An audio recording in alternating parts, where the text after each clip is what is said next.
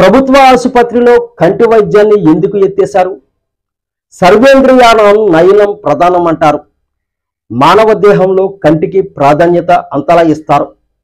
చాలా సంవత్సరాల క్రితం మెగాస్టార్ చిరంజీవి ఒక వార్తాపత్రికకు ఇంటర్వ్యూ ఇస్తూ తాను నటనలో కోచింగ్ తీసుకునేటప్పుడు ఒకసారి తామందరినీ ఒక థియేటర్లో కూర్చోబెట్టి ఒక షో చూపిస్తూ ఒక్కసారిగా షో ఆపేసి లైట్లు మొత్తం ఆర్పేయడంతో ఆ చీకట్లో తామంతా గోల చేసేసామన్నారు.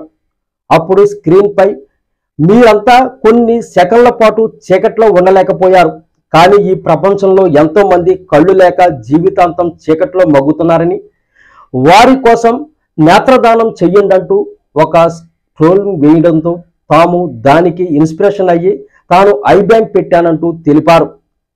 అంతటి కంటి వైద్యాన్ని ప్రభుత్వ ఆసుపత్రిలో ప్రభుత్వం ఎందుకు ఎత్తేసింది?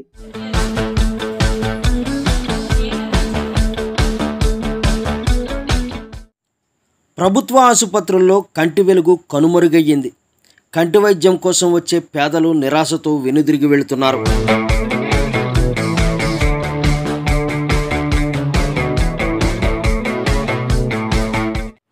జనవరి 2018 నుండి విజన్ 2020లో భాగంగా నాటి ముఖ్యమంత్రి చంద్రబాబు నాయుడు నిరుపేదల కోసం ముఖ్యమంత్రి ఐ కేర్ పేరిట అపోలో ఆసుపత్రి సహకారంతో అపారమైన సేవలందించారు. రాష్ట్ర వ్యాప్తంగా 115 సెంటర్లలో ముఖ్యమంత్రి ఐ కేర్ విభాగాన్ని ఏర్పాటు చేసి అపోలో ద్వారా fundus machine, auto refractor, lensometer, trial set, vision drum, కంప్యూటర్లను ఏర్పాటు చేసి 2 ఆప్థాల్మిక్ ఆఫీసర్లను నియమించి పేదలకు సేవలు అందించింది టీడీపీ ప్రభుత్వం.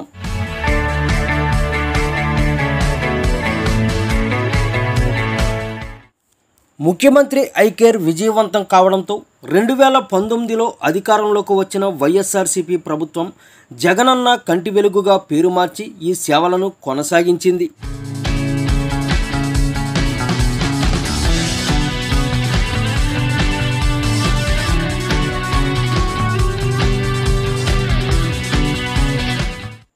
ఈ సేవలతో రాష్ట్ర వ్యాప్తంగా లక్షలాది మంది నిరుపేదలు ఉచితంగా కంటి పరీక్షలు చేయించుకోవడంతో పాటు అవసరమైన వారికి కళ్ళజోళ్లు ఉచితంగా ఇవ్వడం జరిగింది.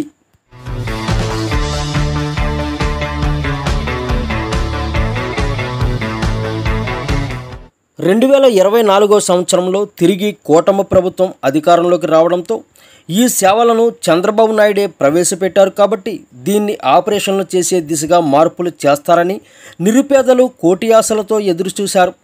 తీరా చూస్తే సెప్టెంబర్ 4 నుండి కంటి వెలుగు సేవలను నిలిపివేసి నిరుపేదలు నివ్వెరపోయేలా చేసింది ప్రస్తుత ప్రభుత్వం.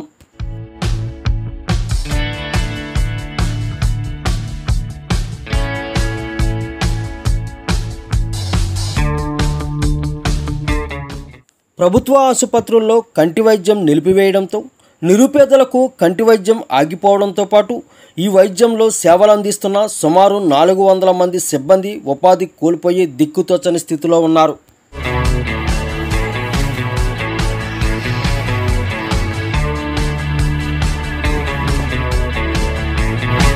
ప్రభుత్వం మరోసారి పునరాలోచించి ఈ కంటి వెలుగు సేవలను కొనసాగిస్తుందా లేక నిరుపేదల ఆగ్రహానికి గురవుతుందా?